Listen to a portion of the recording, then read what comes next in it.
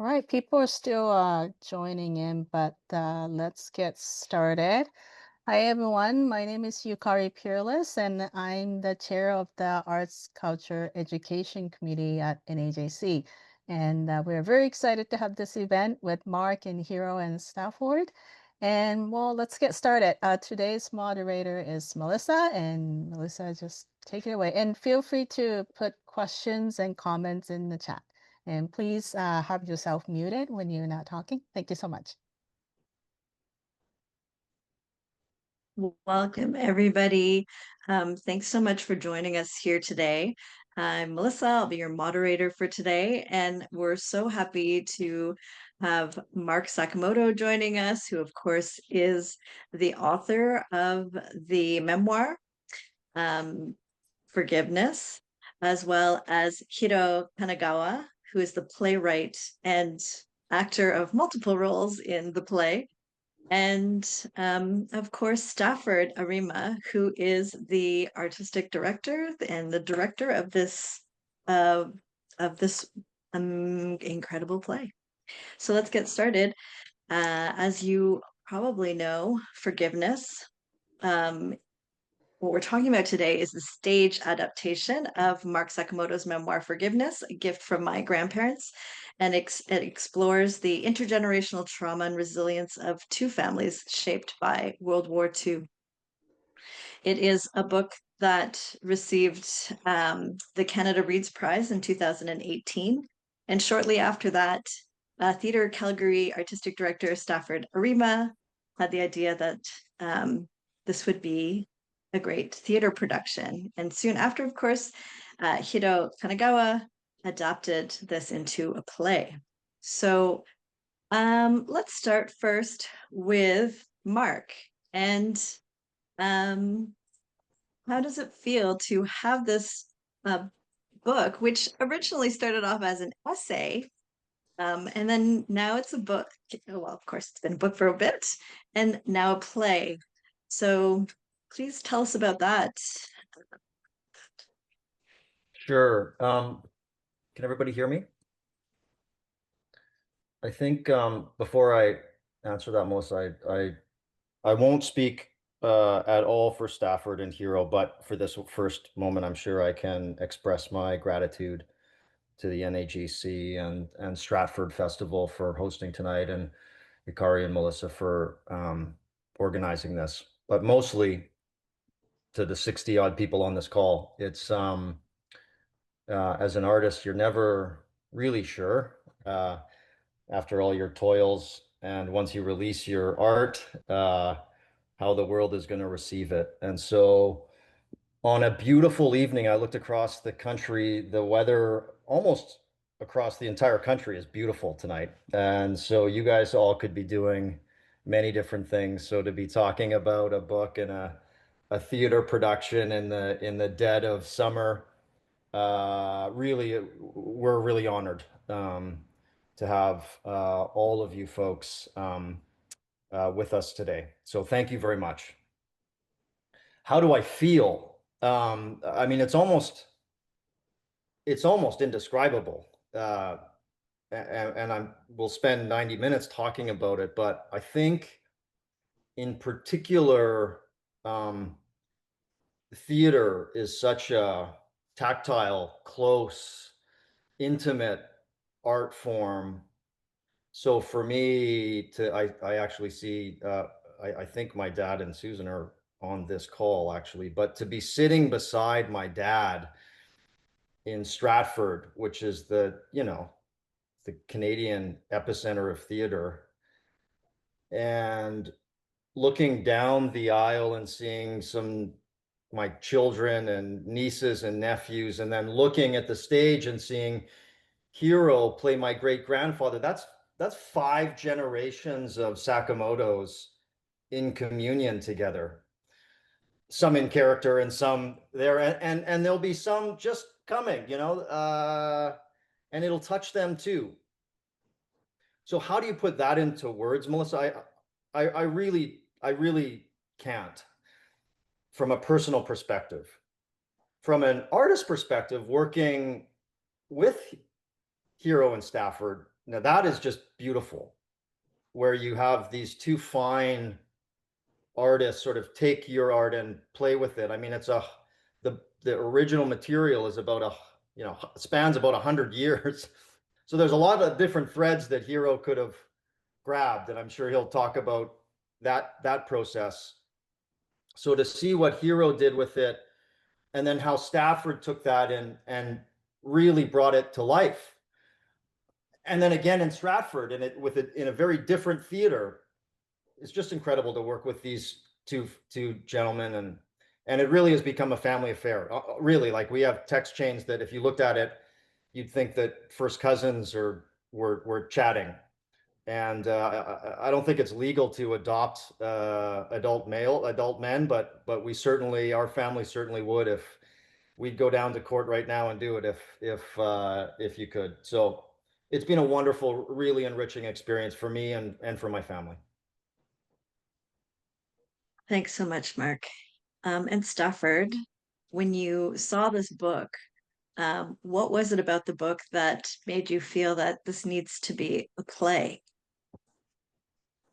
Well, it's interesting because it was almost 10 years ago this month that I actually first read Mark's memoir. I was doing some research on a musical that I directed on Broadway called Allegiance, which was about the Japanese American internment. And we had just had a production in San Diego, which was considered our out of town tryout at the Old Globe in San Diego, and we were ready to kind of start our journey towards New York, which happened in 2015. And this book came across my desk, and what was thrilling for me was the notion of this balanced story, the story about uh, these two worlds that were combined together and obviously created Mark and but I was fascinated by the Canadian perspective because I was very focused on allegiance with regards to the Japanese American internment. And I found the humanness of the storytelling in the memoir to be incredibly captivating. Now, it was many, many years later that I received an email actually from Hiro, and that was like kind of in the summer of 2018 when I moved back to Canada and became the artistic director at Theatre Calgary. And I received this email from Hiro and his literary agent, Colin Rivers, about the possibility of, did you read the book? Do you know the book? Is this something that would interest you? And out of all of that became this wonderful partnership and this co-commissioning of the work with the Arts Club in Vancouver. And that partnership was really solidified in 2019. And in having conversations with the artistic director, Ashley Corcoran, at the Arts Club, we both found that this was a book that needed to have another and variant kind of life, and that life could be told through a theatrical presentation because of its universality, because of the specificity and the true story of this incredible family. Why not find a way to bring it to a stage? Because that visceral experience of theater is very different than obviously reading a memoir. And so it was Mark's story and his family's journey that, for myself, and I know for Ashley, we just could not put the book down again. It became just a necessary desire to bring this true story to life on the stage. Thanks so much. And of course, Hiro, as I mentioned previously, not only is the playwright, but also acts in the play. But Hiro, when you were taking this book and, of course, adapting it to the stage, um, what were some of the well, I want to mention this one thing. Of course, the book itself is written through Mark's perspective. But of course, you've made a choice in the play to almost erase Mark. I don't know how Mark feels about that. But maybe you can tell us how that choice was made. I don't know that it was a choice per se. I think that that ultimately the first 2/3 of Mark's book are about the experiences of Ralph McLean and Mitsue Sakamoto and their families before, during, and after World War II. And, you know, in trying to adapt that story, you know, theater, there's just, as large as this production is, theater ultimately is finite. There's a finite amount of time that you can have an audience captive in the theater. There's finite resources, there's a finite cast size, and so on and so forth. So the vastness of, you know, Mark mentioned how vast the story is, in both in terms of the time span, but also the geography that it covers.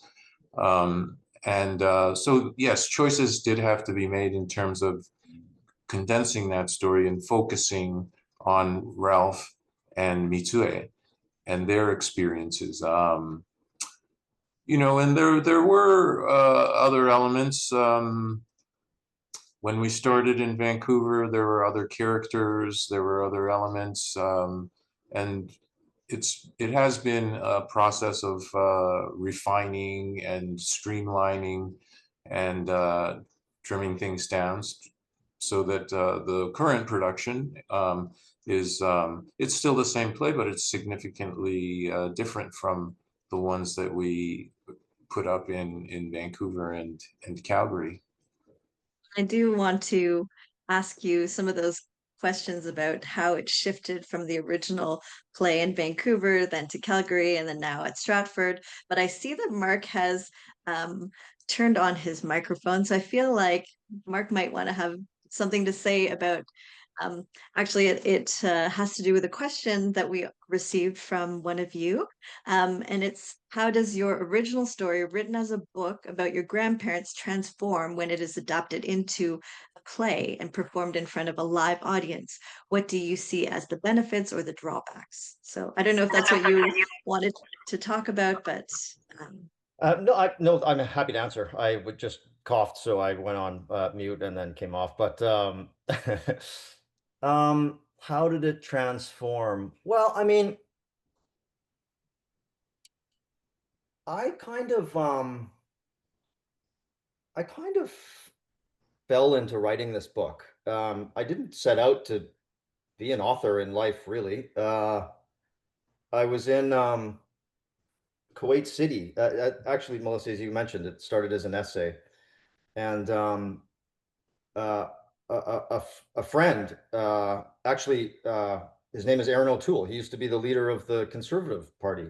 He was a law school buddy of mine, and at the time he was the Veterans Affairs Minister, and he knew Ralph's story, and he knew my Japanese side of my family story as well, because we talked about it during law school. But when the Japanese government apologized to Canadian POWs in 2010 about the treatment that they received during those injurious years, Aaron O'Toole wrote the Globe and Mail and just said, hey, you know, our mutual friend has this really kind of remarkable story. You should let him write an essay. And the Globe wrote back and copied me, and I was in Kuwait City, and then sort of got this email that said, yeah, well, if Mark can write, we'll publish it. And so obviously the flight to, you know, the Middle East to Toronto was a long flight. So I tapped out an essay, and that's sort of what became the basis, the very raw basis of a book. But because I didn't know how to write a book, really, I just kind of jumped into it, and I think, you know, I was writing it, kind of chasing what I was seeing in my mind a little bit. That's how I kind of feel like I came to that process. And So, a lot of people, when they were reading drafts, like my editor or Jade, my wife, would sort of say, "Oh, this kind of feels theatrical. It feels sort of like, uh, you could put it on TV or you could put it on." And so, but that's just writing. I mean, the process to go from committing something to paper to actually bringing it to life is remarkable because of how many people it takes. And this is now I'm starting to wade into Stafford and Stafford's department, but what I would say from the outside looking in, I mean, these two gentlemen were beautiful in terms of their creative openness with me. This is their work, but they were very generous with their artistic approach and what they were thinking about. But to see another artist kind of go into follow those footsteps, like Hiro literally, after a dinner that we had, which is a whole nother section of this, I think. But once he got underway, I mean, he walked the farm. He put his hands in the soil in southern Alberta. He knew where the beet farm was. He sat at my dad's table and shared ocha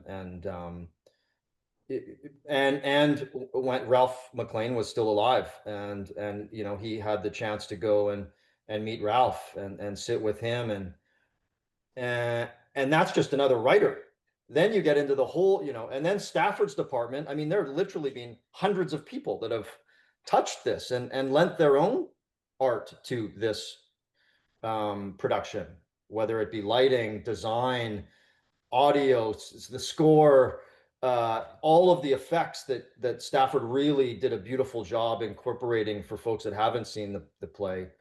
It is just remarkable how how many people have touched this from a creative perspective, let alone the audiences.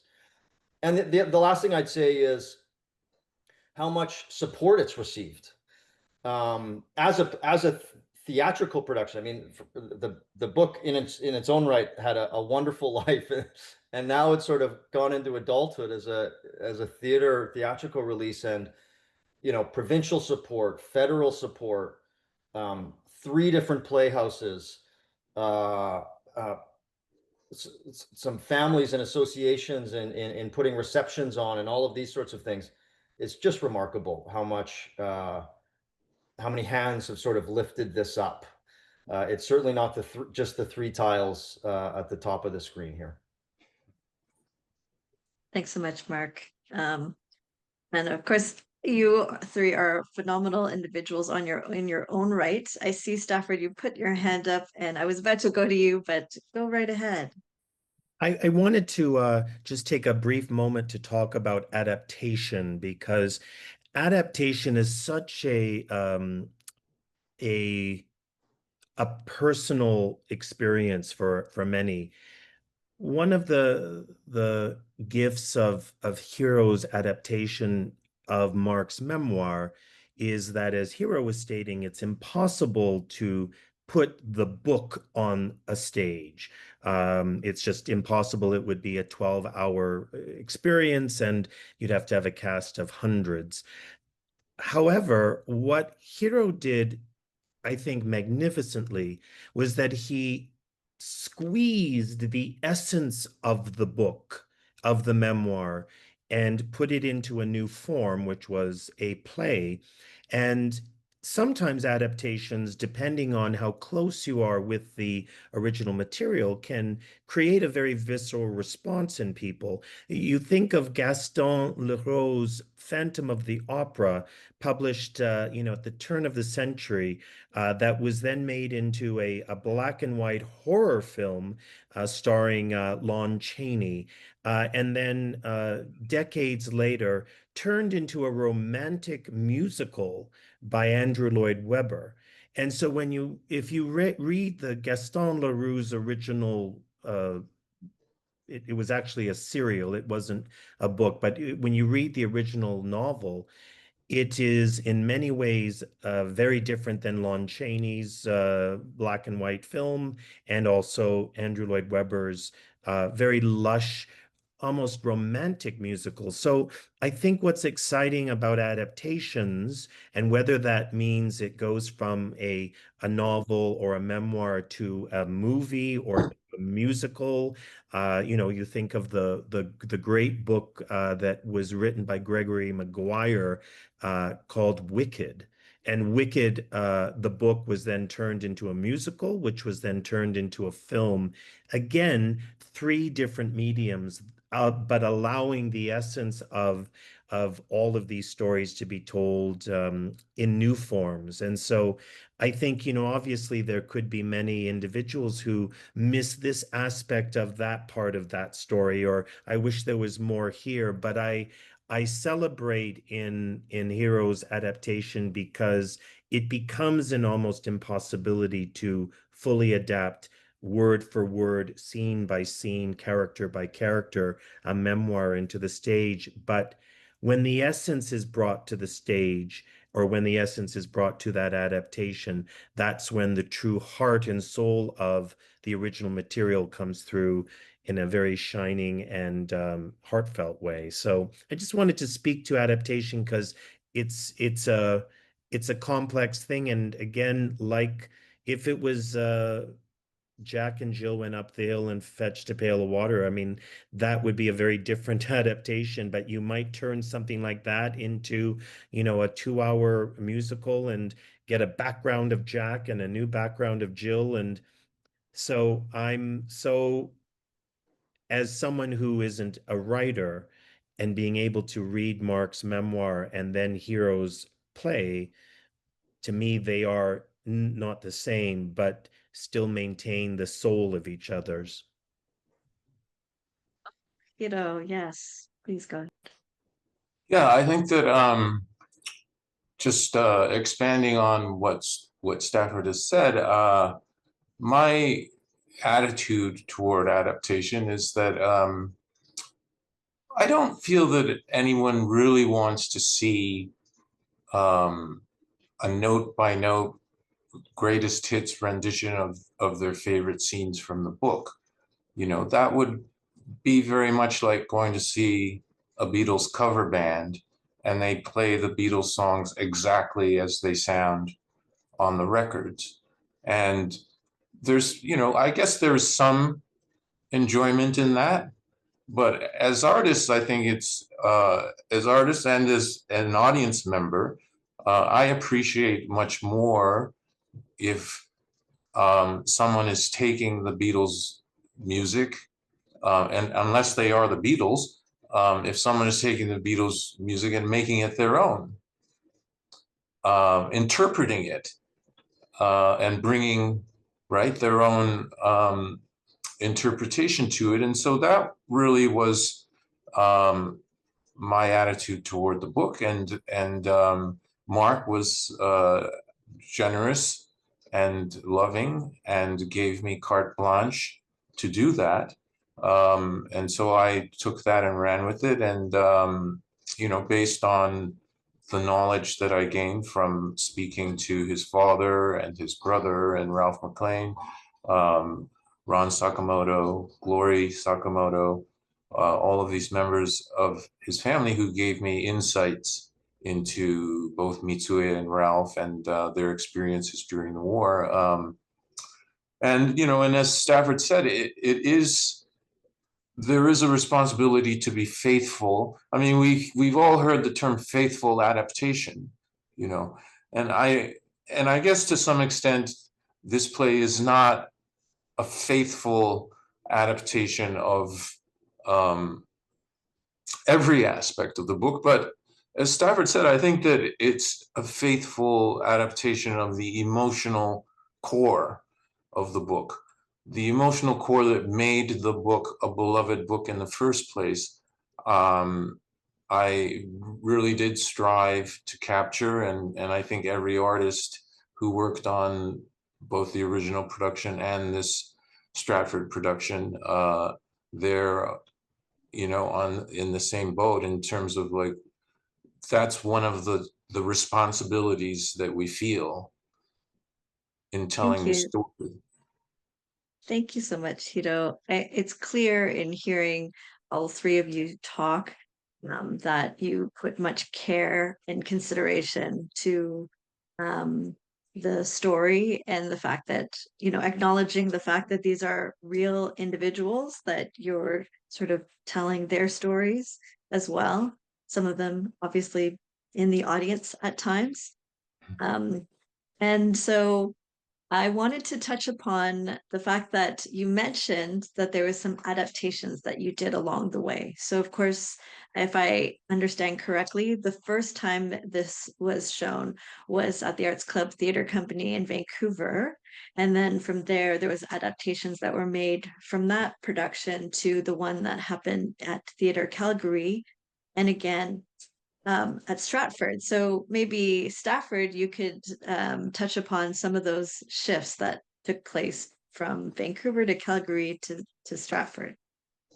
Well, but actually, before I do that, I'd love Hiro to speak a little bit about the various drafts. So, before we went into production at the Arts Club, and when I say production, meaning we brought in all of the actors and the designers and put it on a stage. Before that, there were a couple of what we would call in the theater readings. And that's where you get a group of actors and just to read the script.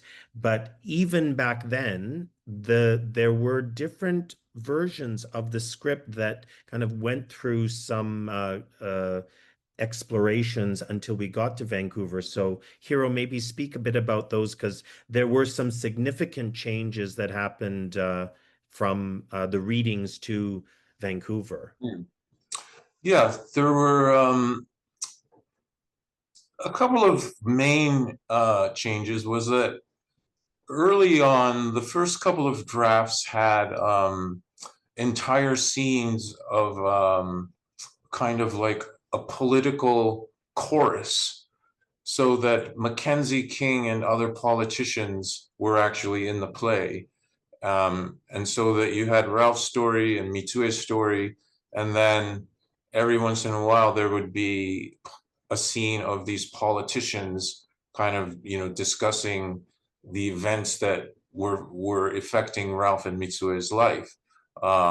There was even a scene of the Japanese High Command after the first atomic bomb had been dropped. So those scenes obviously are no longer there, but they were there in the first couple of drafts. And the other element that existed in the first couple of drafts is that the characters of Mitsue's parents and Hideo's parents, they followed the historical reality of the book, which is to say that Mitsue and Hideo spent the war on the beet farm in Coaldale, not with Mitsue's parents, but with Hideo's family, Hideo's parents and Hideo's younger sister, June. And so those characters were also in the first couple of drafts before we went into the production draft. And, over the course of having workshops and readings, it became apparent that the play couldn't coherently sustain those elements. So in terms of in our present play, and in the play that premiered at the Arts Club and Theatre Calgary, Mitsue spends the war with her own parents. So basically what it meant was that in Act 1, we are introduced to Mitsue's parents, and then we still continue with them on their journey in Act 2. Whereas historically, we would have met Mitsue's parents in Act 1, and then in Act 2, when she is interned and sent to the beet farm, there would have been a completely new set of parents who we hadn't met previously. And the parents that we met in Act 1, we would no longer see them because they spent the war on a completely different farm. And just in terms of narrative and and dramatic development, character development, and again, the finite number of actors that we have. That's one main way in which the play veers away from, you know, what was historically accurate or the historical reality. And then as far as the kind of the meta political commentary, it just was not dramatically necessary to have that. And so we stayed with the human story. And because we had already, you know, from its inception, the play included the artwork and animation of Cindy Mochizuki. And we having that element at our disposal as a narrative tool, you know, it really made all of the scenes with the politicians kind of redundant and unnecessary. So those were the main changes. There is a third element. There are in the present play passages that are very theatrical and expressionistic. And those are passages that we began to create right towards the end of the rehearsal process in Vancouver. And then we continued to work on those in Calgary. And when we arrived in Stratford as well, we continued to refine and work on those sections. Before I have Stafford talk more about some of the adaptations that were made, something I wanted to point out that I think is important for us to recognize is that this process for the adaptation originally started pre-pandemic. So you were kind of talking about 2018, 2019, and then of course, I believe the first play happened in 2023. So that process happened during the pandemic. And of course, as we know, during that period of time, there was a rise in anti-Asian hate incidents, especially from what I understand on the West Coast, which is closer to where you were at the time. And, you know, with seeing this happening while you're creating this piece, how did it impact some of the choices that you made or the urgency of it? Well, it's astonishing that yes, when we started rehearsing in the Arts Club, we were all wearing masks. Even in Calgary, we were still wearing masks. I remember Stafford when we were auditioning at Theatre Calgary, there were plexiglass barriers between us and the actors. You know, so it was really during the height of the pandemic that this process began. And then, yes, what seemed most vitally relevant at the time, the way in which this story of the Japanese-Canadian internment and World War II, Ralph's experiences in POW camps, what seemed most relevant back then was this rise in anti-Asian hate. And, you know, 3 years later, we find now that it's even almost more relevant given all of the political turmoil going on in the US now, and precisely the same kind of process happening with immigrants being scapegoated and targeted, and even, you know, American citizens being detained and then deported to countries that they never have even came from. So I think that speaks to the power and relevance of a story when somehow historical events continue to keep it relevant, you know. So it's just it's a sad truth, but I think it is it's important to note just how vital Ralph and Mitsue's story continues to be in our times. Thank you so much. And Stafford, would you like to talk about adaptations that were made from one city to another? Sure. Well, just also to echo Hiro's comments about the central theme of the show, it's about forgiveness. It's about choices that we make as human beings and situations that we find ourselves in. Some of them are, atrocious, like being thrown into, internment camps, and other choices that we make in our daily lives. And so the grace and integrity and availability of a choice like forgiving, and I think one of the great awakenings for me and even for the cast as we continue to learn about the show and these characters and the humanity of them is forgiving doesn't mean forgetting, right? That's an old cliche. No one is saying or suggesting, Mark, Hiro, or this production that one must forget about what happened, but making a choice to move forward and not pass those energies and feelings to next generations is, I think, what is at, for me, the core message of this piece. And you talk about, Melisa, the notion of what was happening around us. I feel in many ways art and this play has always been in a living state. And living meaning it has responded to the external world, and the external world has then responded to the play when it was performed in person. It's so because Hiro and Mark and myself, I think as a triumvirate, feel very strongly about the livingness of a piece of work.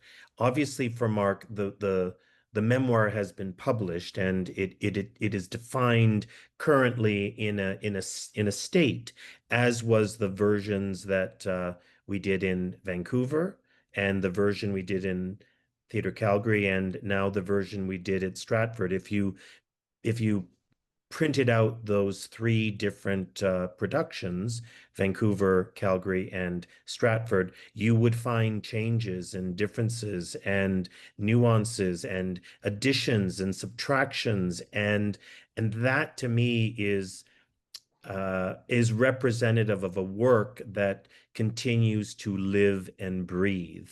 It would be very hard for me as a director to work with a playwright. And although I didn't know this about Hiro before, but thankfully, during the early process of the various drafts, for example, as Hiro mentioned, this wonderful theatrical idea of the political figures in the piece. I don't know, Hiro, if I ever said this to you, I probably did. I was never a fan of it. I never was a fan of it, not because I didn't enjoy the writing, not because I didn't enjoy the theatrical idea of these political figures having presence in the piece, but what I was really attracted to was, and as Hiro said, the human element, the love story, not just the love story between Mitsue and Hideo, but the love story between parent and child, the love story between mother and son, and the love story about finding love within oneself. And so for me, the political elements, even as important as they were, found themselves speaking in various transitions and other elements that were beautifully theatrical, kept their presence there, and allowed for the piece to continue to evolve. And evolution for me is what makes this journey, and specifically this playwright, exciting for me to collaborate with, because never do I ever feel that Hiro is going to say it's frozen. We say something in the theater where before we get to opening night, we say we freeze the show, just because at some point the performers and the technicians need to be able to know what is the show I'm doing. But again, from literally Vancouver to Calgary to the theatrical new stage of this very long thrust, changes were constantly made, and some small, some major. And from a staging perspective, some big changes had to happen because in Stratford, the audience sits on three sides of the stage versus in Calgary or in Vancouver, where it's what we call a proscenium stage, where there's an audience and a kind of barrier, and then the presentation is in front of you. So it's I think that if people came to see all three productions, they would notice not only some changes in the staging of the show, the writing of the show, obviously the cast and the designers changed from the Western productions to the Eastern Stratford production. And you know, if we are so lucky to have yet another production in the future, then I am sure that we will continue to, like a living energy, massage this great show into even a new form. Are there any hints of this production touring beyond Stratford? Well, I think that one of the very unique challenges of the Stratford production is that it has been staged and directed in what we call a thrust stage. So literally the stage is thrust out into the audience. And for those who have seen it, the thrust at the Tom Patterson is quite extreme. I actually think of it almost as a runway. It has a runway kind of energy to it. It's very long and thin versus a traditional Shakespearean thrust, maybe juts out, 10 or 12 feet. It's a smaller thrust. So in order for this production at Stratford to have another life, you'd have to find another theater that has a similar thrust.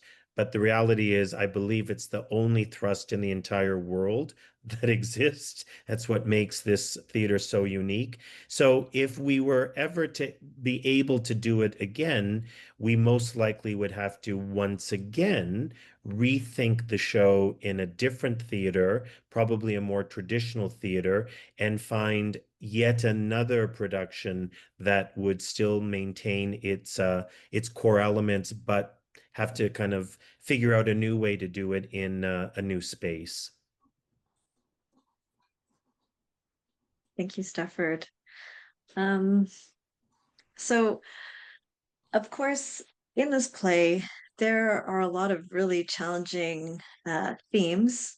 Of course, war, prisoners of war, displacement, dispossession, um, domestic violence.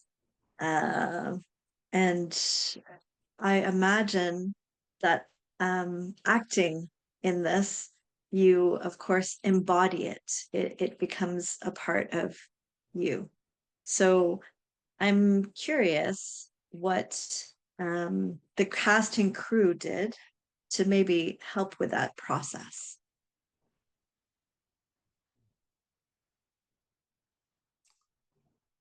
Hiro, We, you speak first. well, Stafford is has an incredible ability to create a loving and supportive room. And one of the things that we have done both in the Vancouver Theatre Calgary productions and here in Stratford is with regard to all of the slurs, the racial slurs that occur in the script. Every day that we go in to rehearse, we simply have a rule that if there's anyone in the company that doesn't want to hear those slurs that morning or that day, that they can simply say, I don't want to hear them today.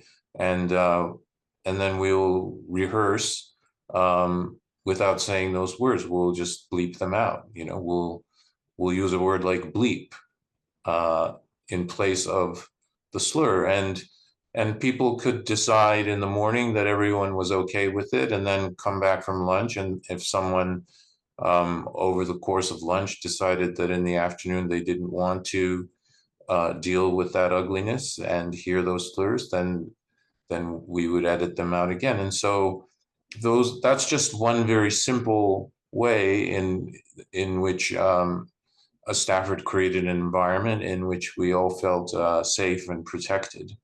Did that happen often, Hiro? Did people put up their hand often and say, let's just bleep it today? And well, I mean, having worked with a lot of different directors, I think that you know, in today's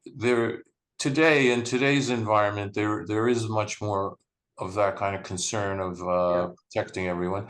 But having said that, though, there are, some directors are just not as warm and supportive, and so every room is different, and yes, some rooms just aren't as friendly and loving as a Stafford Arima room would be. I would say, Mark, that it was about half and half. It was, hey, wow. Yeah, and it was yeah, and I think that I sometimes take for granted hearing because I know it's not really, it's a word, it's a script, it's text, it's not, but I think that because of the sensitivity of the material, it's always important to ensure that if there is someone that just today is not just wanting to hear the J word, as we sometimes would say, over and over again, or yelled at them. And some of this comes, I think, from going back to Melissa's question about how does a performer kind of get into the skin of this kind of fever-pitched drama. And what's fabulous is these characters have epic kind of humanity in the show. There's lots of humor, there's lots of pathos, there's lots of horror, there's lots of everything. So it's a full roller coaster ride. And so because of that epicness in emotional currents, uh, creating safe environments is really important, and it allows for people to not feel shame or embarrassed about maybe today I just don't want to hear the J word. Maybe today, and this is another world where we incorporate, there's violence. Maybe today that we do the fight choreography kind of at half speed because my body just isn't, ready to go. However, when we have to do a run through, or we're obviously in a performance, there does come a space where then the performer kind of releases their own anxiety, perhaps, and we delve into the play. And then, interestingly, what happens is then those words actually they ring differently when you don't hear them every day. And you hear J, J, J every day, you start to almost become immune to it. And so if you don't hear that word every rehearsal, and then you hear it in a run through, it does kind of ignite something in you, which I think is another helpful tool for a performer to live it viscerally in the moment. And so there's lots of conversations that happen. There's lots of moments of unpacking the elements that are in the memoir. There are elements that then are translated into the adaptation of the play. Some of them are uncomfortable, but performers, and Hiro can speak to more about this as a performer, by sometimes talking about these situations, understanding them gives a slight distance to it, which separates it from it feeling, so that it doesn't trigger too quickly and too violently. But I can't speak for every actor or performer, but these are very rich emotions, sometimes difficult, sometimes unpleasant, but a performer donning the skin of these characters and having to go through this emotional roller coaster is what makes, I think, a play like Forgiveness very enticing for an actor, because it's a lot. It's up and down, it's left and right, it's happy, it's sad, it's scary, it's frivolous. And all of those emotions can come into creating a character and putting that character into the story. Thank you, Stafford. We have a question in the chat. I don't know if you could see it, but they asked, just curious, has actor George Takei seen the play? Which I know, Stafford, you probably comment on.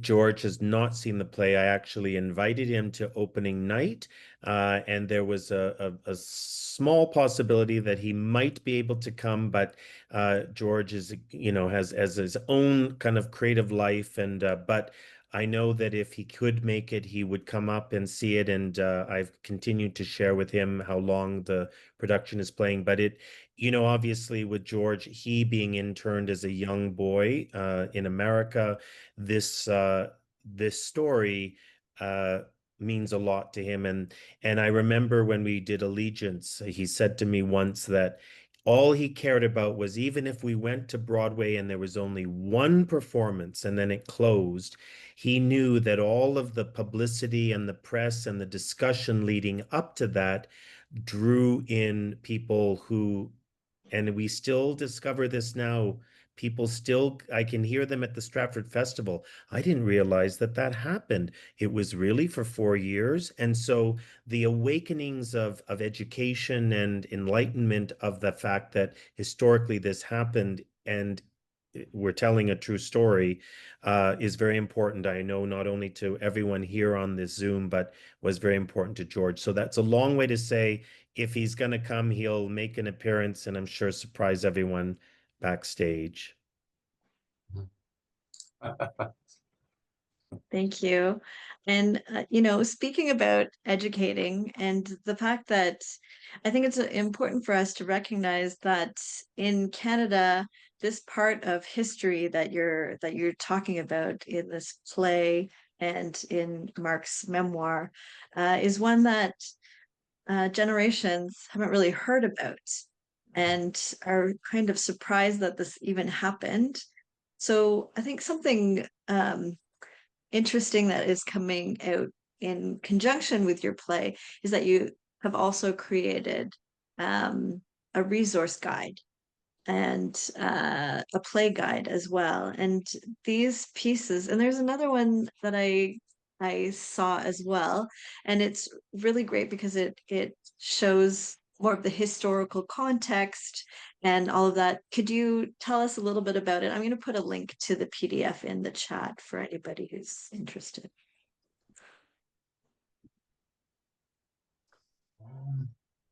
How is it developed, and why is it important that resource? Oh, so that's the Arts Club's resource guide.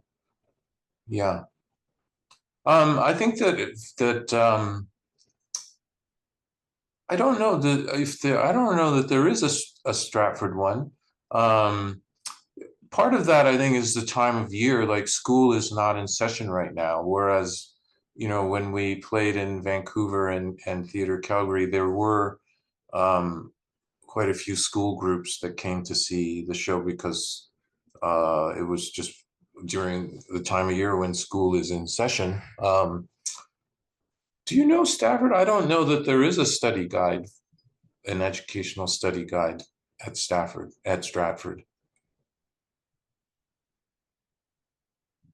I was actually trying to see in an email if there was something.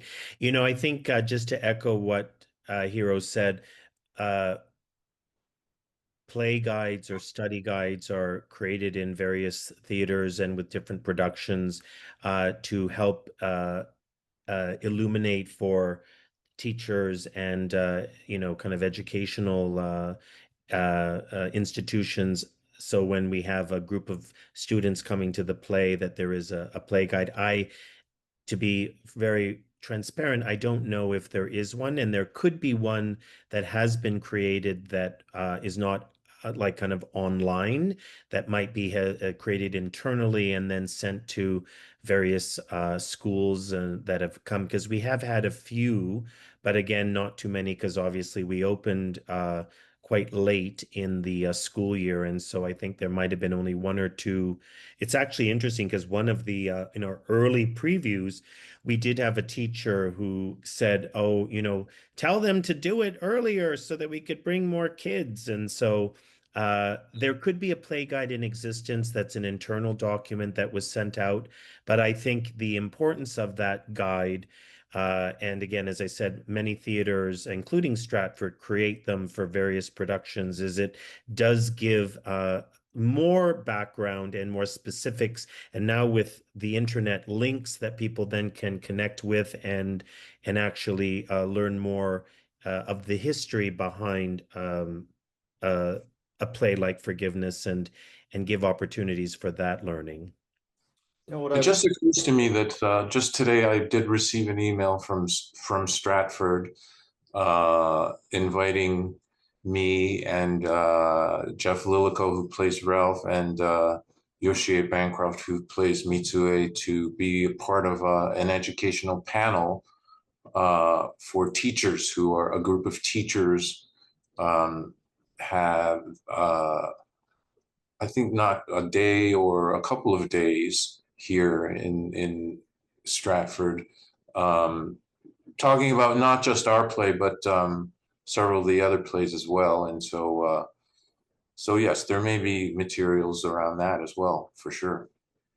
what I would say, Melissa, that's something that I've grown into being very conscious about. I was just before the opening of Forgiveness at Stratford, I was with some friends, maybe even a few people on this call, at Joy Koigawa's 90th birthday party. And what I would say is now those leaders, the Japanese Canadian community, some are on this call. I see Marika on this call, Art Miki, Joy Koigawa, these folks that really were extremely brave for the community. I mean, when they started the campaign, threats of violence were, commonplace. And so I'm not in any way equating what Hiro and Stafford and I have done.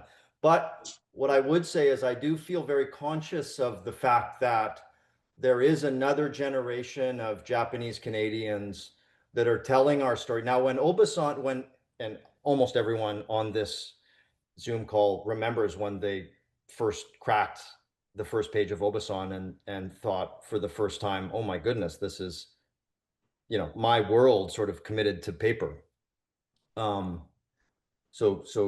I think that in a way, art laid a foundation for redress, because the numbers are staggering and grotesque. But what really moves a culture is understanding, one person's journey and what they felt and how it affected them. So I really believe that art moved that needle. And I think that, today, to Hiro's point about, kind of hate coming back, it might not be Japanese Canadian or Japanese Americans that are being rounded up, but this is the playbook. And, in the one group that of Canadians outside of the CCF that sort of rallied around Japanese Canadians at the time was the Jewish community, the Jewish Canadian community. And so I think it actually, this is a story, this is a universal story. I think Hiro and Stafford have done a beautiful job of sort of in distilling and boiling my book down to sort of a couple of core themes. But I do feel like this is a sort of the next generation of Japanese Canadians are saying, here's our story, not for kind of our redress, but now we're sort of giving a playbook of what can happen, because you never end up in the basement. You take steps to get to the basement, and then you end up in this terrible place. And we've gone, our ancestors, our ancestry knows that. And so in telling this story, I think that, we're hoping that we can kind of, because we have taken a couple of steps now down into a basement. And I think that, stories like this can kind of halt it at maybe the second step, and let's get back to the main floor. Thanks, Mark. There's a quote in your book. I'm not sure if it also then appears in the play, but it says, "The strength of my grandparents was not in their survival, but in their refusal to be defined by what had been done to them." And that is very powerful when it comes to, the main theme of this is, of course, forgiveness. And so when we see what's happening in the world today with so much atrocities and hate, really, how does that phrase resonate with you right now? I think that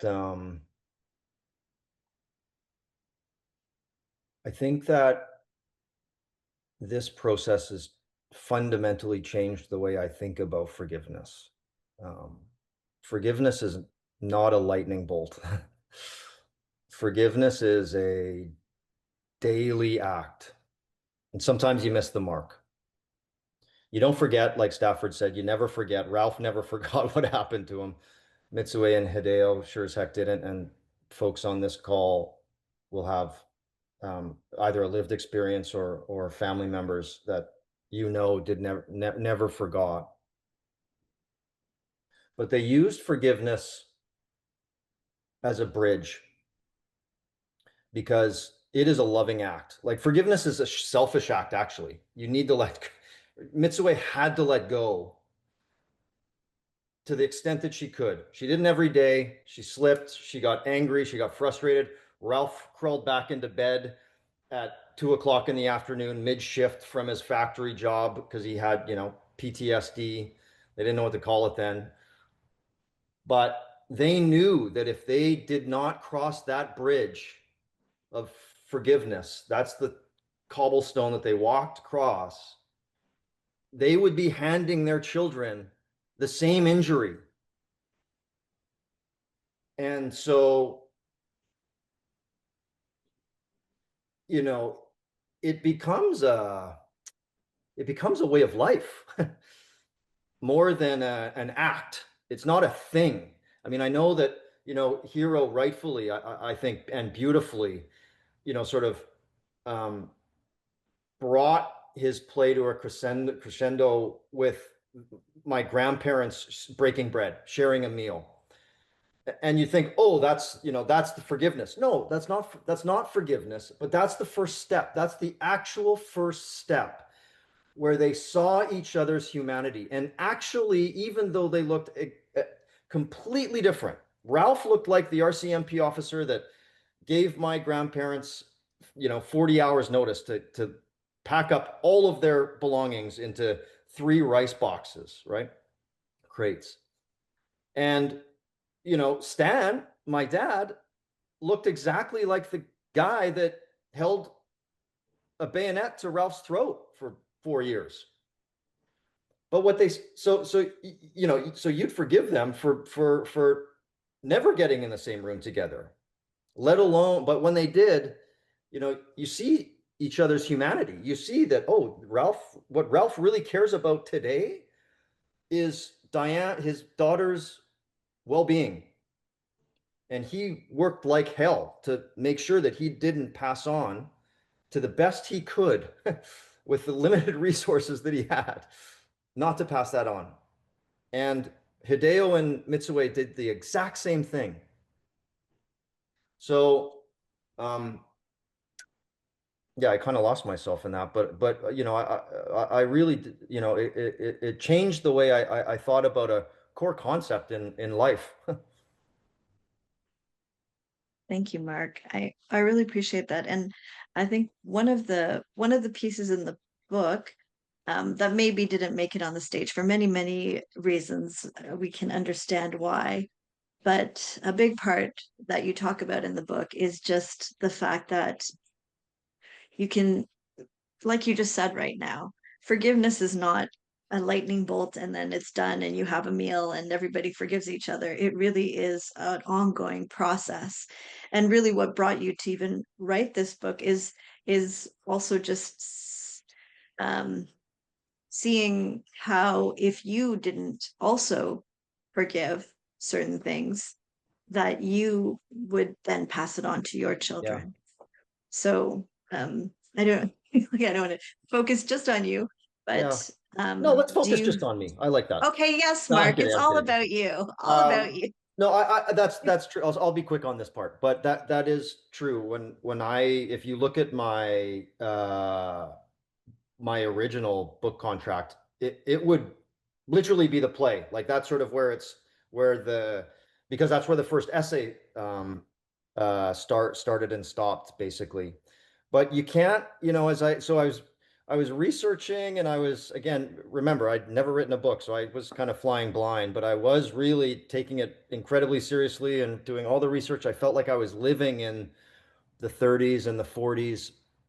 But then every time I sat down to write, I was writing about my mom, and I was writing about Medicine Hat in 1986.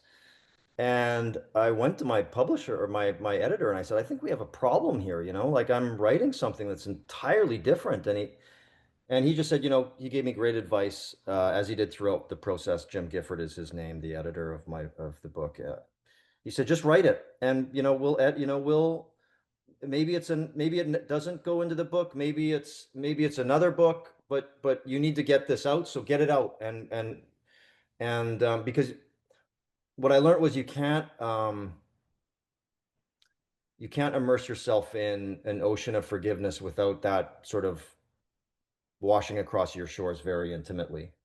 And so, my mom died of alcoholism, and she wasn't around when my first daughter was born.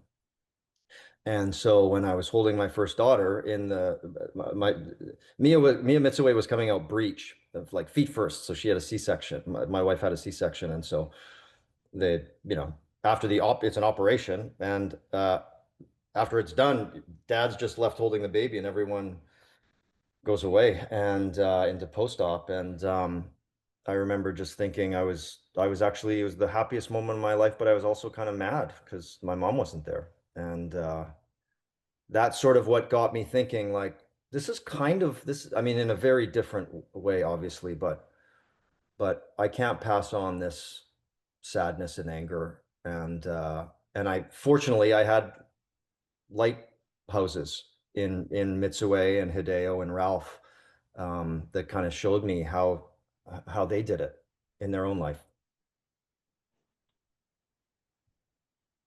Thanks so much for sharing that, Mark. And Hiro, um, with all the themes that you have incorporated into the play, how it's almost that Mark wrote this as a bit of therapy for himself. And what about you, Hiro, and how this play resonates with you in writing it, in getting these in that concept of forgiveness? Well, I have also, it has been such a journey in terms of grappling with the idea of forgiveness, and with Ralph specifically, a kind of Christian understanding of forgiveness, because he was very religious. And the title, I think, comes in part from his relationship to a specific passage in the book of Mark, that talks about, when you stand praying, forgive those that have trespassed against you, so that your Father who also is in heaven may forgive you. And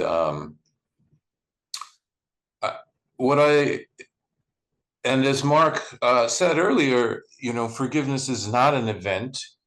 It is, I think, a way of life. And I think that that is kind of a foundational principle of the Christianity that Ralph practiced. And that idea that, in Christianity, like it's in that passage in the book of Mark. It's also in the Lord's Prayer that I learned in Guelph, Ontario, when I, in those days, we had to say the Lord's Prayer, and it's in there as well. Give us this day our daily bread, and forgive us our trespasses, so that we may, what is that? Give us this day our daily bread, and forgive us our trespasses, so as we may forgive those that have trespassed against us. So forgiveness is, in Christianity, it's a prerequisite for receiving God's grace, right? We are all sinners, we are all flawed. God will forgive us, but the prerequisite for receiving God's forgiveness is that we too forgive. We forgive others their trespasses, and we have to learn to forgive ourselves. And as Mark said today, and on the first day of rehearsal here in Stratford, it's a grind. It's not one event and you're done. It is a grind, and that is something that I certainly hope I aspired to express in the play through the characters of Ralph and Mitsue, and it's also informed my own life, really. It has been an education, like doing this play, not just writing it, but performing in it, has really informed my life. And so in that sense, the subtitle, A Gift from My Grandparents, Mark and his dad and the rest of his family have been so generous, and I do feel like I've been adopted into their family. And so that title, A Gift from My Grandparents, it resonates with me. I feel like I have received the gift of Ralph McLean and Mitsue Sakamoto in my own life. I have been informed by the way that they chose to live their lives, and that has informed my life and been such a tremendous gift to me as well. And I'm sure many people in the cast and in the company, artistic company, would echo my sentiments. Thanks, Hiro. And Stafford, what about you? Mark describes you as a lighthouse beacon. How do you feel about that? Well, I'm humbled. I walked into rehearsal always humbled in a sense of having the responsibility as a director to tell the Sakamoto McLean story. And I know some of the performers felt the same way, especially when they heard they're coming, people are coming, I'm performing, I'm Stan, and he's going to be in the audience. So it's but I'm as a director, I'm always I feel that art, not just theater art, but art in general, not only is its goal to entertain an audience and to engage them, but to enlighten and to educate and to sometimes be a tonic. And I feel that this piece incorporates all of those elements, and uh, if we can have some sort of transformation occur in one audience member each performance, if one audience member is changed and a metamorphosis occurs within them, about the play, about the concept of forgiveness, about understanding that historically this happened, whatever it might be, then we've done our job. And and and and that's what brings me so much joy about this piece, is that it's reaching people in very, very different, unique, and similar ways.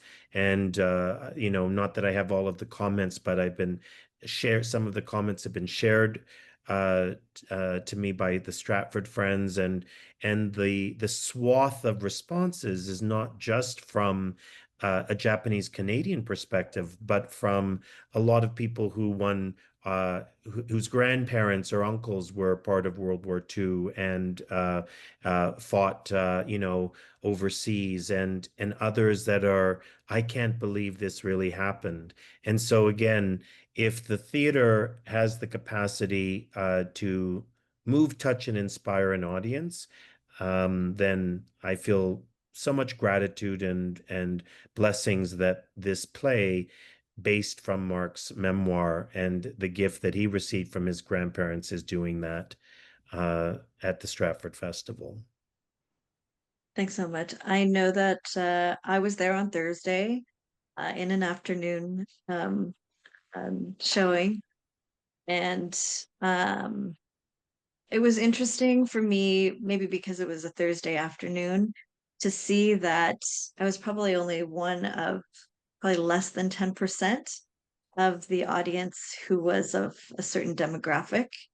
But it was very heartened to see the standing ovation, like very sincere standing ovation that it made. And I went with my 15-year-old son, and it brought me together with a cousin of mine who came from Toronto to see it, with her partner, her husband, who is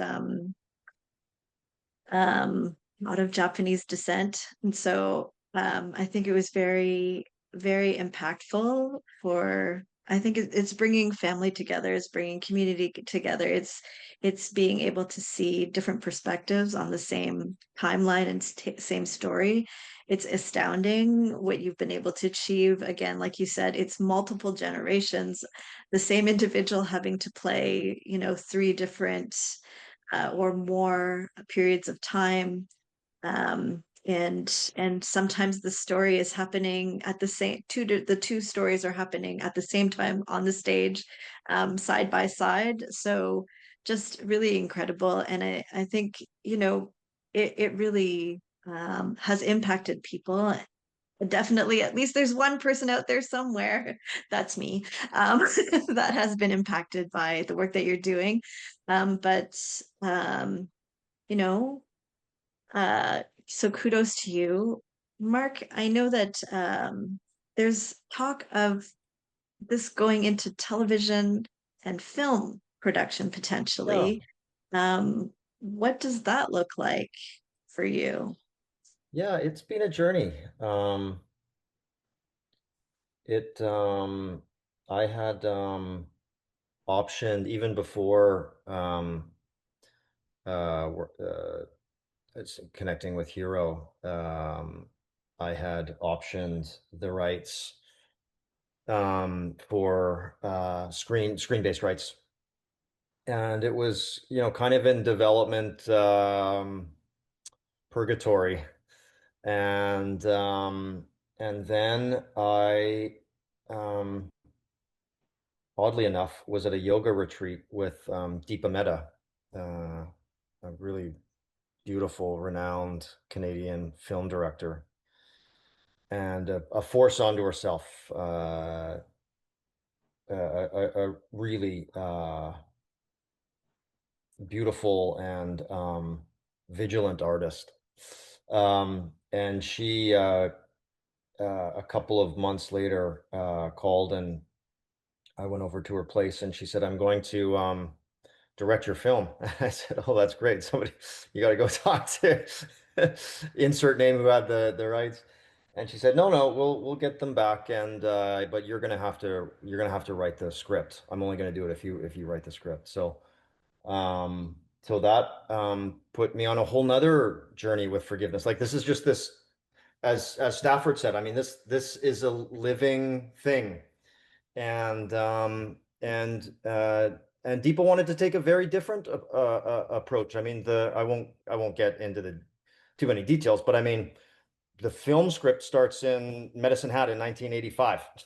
So it's a very different, I mean, it's going to obviously tackle similar parts and time frames and storyline, but a different artist and a different lens on the same story. And so it's beautiful when you look at a canvas and, you know, Hiro sees a moon and Stafford sees, you know, the wheat field and Deepa sees an ocean. And so, and they're all threads that you can pull on and ultimately get you, I think, get you to the same fundamental core in terms of core values. It's telling uh, the same warning and the same way out, the same bridge, but through a very different lens. So that's been very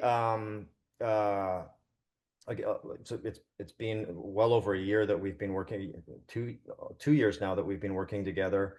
And these things, you know, just like putting on a play, that's hard. It's hard to get all the money, to get all the scratch together to do it. But you know, the main agencies have been in film financing have been incredibly open and generous, and so I think that you know, we're starting to talk about casting and principal photography dates and when we're going to get underway. So it's very exciting.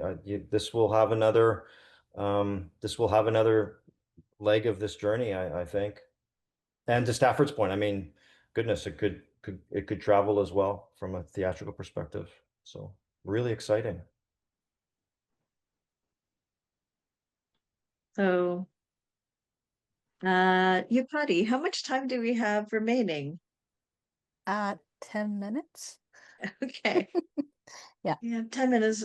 So I am seeing a couple of comments in the chat. And again, Mark, congratulations. I feel like this is just the gift from your grandparents that keeps on giving. And for all of us, really, because I think it's such a rich a piece to learn about how to work with your own trauma and the trauma that came before you. It's something that I don't know that we've really talked about so much in in in the past. You know, it's just, everybody always sort of feels like your issue is your issue, but you don't realize that sometimes stories that came before you, generations that came before you, can have yeah, intergenerational impact. Well, yeah, I think that Stafford did a really beautiful job, particularly on the Stratford stage. And for me, what that runway kind of felt like to me often was a river. And that's how I think about family. You know, like every generation sort of like, it's sometimes even tough, like when two brothers are together, it's sort of tough to see where like one starts and one stops, just like water. And I feel like in families, you know, like I I genuinely feel the presence of Yosuke, my great grandfather, my Mitsue's father. I never met him. He died before I was born. But, you know, when it was his river, you know, he did certain things and acted certain ways. And that impacted the way that Mitsue tended to the river when it was her generation. That impacted the way that, you know, my dad and his siblings treated the river. So I really feel like family is kind of a stream that way, and the play kind of it comes at you in that way as well in Stratford, and so I do think that, and that's for good and for bad. You know, I mean, my mom died of alcoholism, and there's a part of my family stream that really has that, and I'm sure in some ways, you know, he tried to shield it, but you know, Ralph would wake up at 3 o'clock in the morning screaming bloody murder, right? That cannot not impact you as a 7-year-old. I'm not saying that the two are directly aligned. Who knows with all of these things? There's biology, there's nature and nurture and all that stuff. But there is a real connection. It's a real thing. That I know for sure. The one, this is a little bit unrelated, but I was talking about him. So the one thing that I absolutely wanted to say here was, one of the things as a living, breathing uh, um, organism, Hiro did not act in Calgary and in Vancouver and Calgary. He was in the crowd, in the audience, probably backstage actually, but he does at Stratford. And Hiro brings a weight to the production that is, I mean, it is an anchor, and it's an anchor in the way that my great grandfather was an anchor, this sort of anchoring wisdom. He also, on the other hand, plays like a sadistic, unpredictable murderer in the Camp Commandant. So, I mean, to see, I mean, I think most folks here have seen Hiro play a whole bunch of different things, but in one sitting, to see this buffet of talent that Hiro can pull from. I mean, Stafford, I'm sure that you were just like over the moon when he said he was going to do it, but it really added to the play, I think, and it was just beautiful to see Hiro acting out words that he wrote. Thanks, Mark, for pointing that out. It's something that I also wanted to point out as well. So, Hiro, I see we only have a few minutes left, but what did it mean to you to play those very different roles in this piece that you wrote with such a strong thematic of forgiveness and almost being the two ends of that? I it's this kind of almost hallucinatory experience because I have a quick change. I'm Yosuke 1 second, and then very maybe a minute and a half later I'm on stage as Kato. But I think for all of us in the one thing I want to share with you, Yoshie has shared with me that she often talks to Mitsue before she goes on in her dressing room. She often talks to her, and she feels like she's with us a lot, and I do feel I don't know. There's an energy to the production, and when the show gets going, there's an energy that cannot rationally be explained. It is the energy of an artistic production and performance. But Mark, we do so, all of us so acutely feel the responsibility of portraying Mitsue and Ralph and your dad and other members of your family.